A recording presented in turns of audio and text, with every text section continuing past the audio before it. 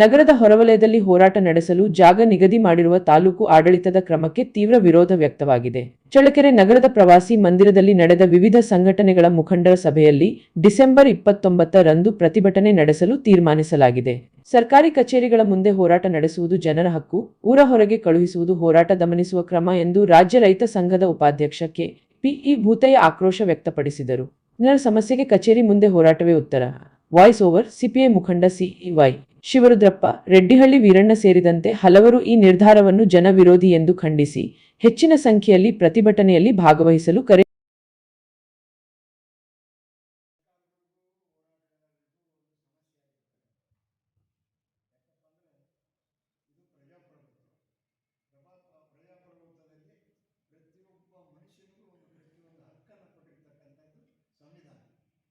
ಸಂವಿಧಾನಬದ್ಧವಾಗಿ ಹೋರಾಟಗಳನ್ನು ಮಾಡ್ತಕ್ಕಂಥ ಬಂದಿದ್ದೀವಿ ನಾವು ಇಲ್ಲಿವರೆಗೂ ಹೋರಾಟ. ಆದರೆ ಹೋರಾಟ ಯಾತಕ್ಕಾಗಿ ಮಾಡ್ತಾರೆ, ಅವರ ಉದ್ದೇಶಗಳೇನು ಅಲ್ಲ. ಇವತ್ತು ನೋಡಿದ್ರೆ ನಮಗೆ ಏನು ಅನಿಸ್ತದೆ ಅಂದರೆ, ಎತ್ತಿ ಜಡ ಆದರೆ ಜ್ವರ ಬಂದರೆ ಎಮ್ಮಿಗೆ ಬರೆ ಹಾಕಿದ್ರು ಅನ್ನೋ ಒಂದು ಶಾಸ್ತ್ರವನ್ನು ಸರ್ಕಾರ ಮಾಡಲಿಕ್ಕೆ ಹೊರಟಿದೆ. ನಮ್ಮ ಸಂವಿಧಾನದ ಒಳಗಡೆ ನಾವು ಏನು ಯಾವ ಇಲಾಖೆ ಒಳಗಡೆ ಯಾರಿಗೆ ಅನ್ಯಾಯ ಆಗುತ್ತೋ ಅಲ್ಲಿ ನಮ್ಮ ಚಳವಳಿ ಜನಗಳ ಹಕ್ಕು ಹೋರಾಟಕ್ಕೋಸ್ಕರ, ಪರಿಹಾರಕ್ಕೋಸ್ಕರ, ಇನ್ಶೂರೆನ್ಸ್ಗೋಸ್ಕರ. ಅವತ್ತೇ ನನಗೆ ಈ ಸುದ್ದಿ ಅಂದರು ನನಗೆ ಗೊತ್ತಾಯಿತು.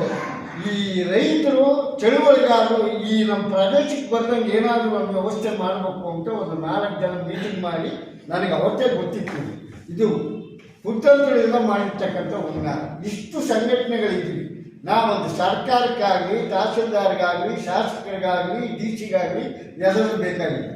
ತಾವೆಲ್ಲ ಸೇರಿದರೆ 10,000 ಜನ ಸೇರಿ ನಿಮ್ಮ ಆದೇಶದಿಂದ ನಮಗೆ ರೈಟ್ಸ್ ಇದೆ, ನಮಗೆ ಸಂವಿಧಾನಬದ್ಧ ಹೋರಾಟದಲ್ಲಿ ನಾವು ಮಾಡಬೇಕು. ಕಳೆದ 70 ವರ್ಷದಿಂದ ಮಾಡ್ತಕ್ಕಂಥ ವಿಚಾರ ಈಗ ಯಾಕೆ ಇದನ್ನು ಬದಲು ಮಾಡ್ತೀರಾ? ನಿಮಗೆ ಕೊಟ್ಟಿರೋದೇನು ಆಗಿರೋ ತೊಂದರೆ ಸ್ನೇಹಿತರೆ.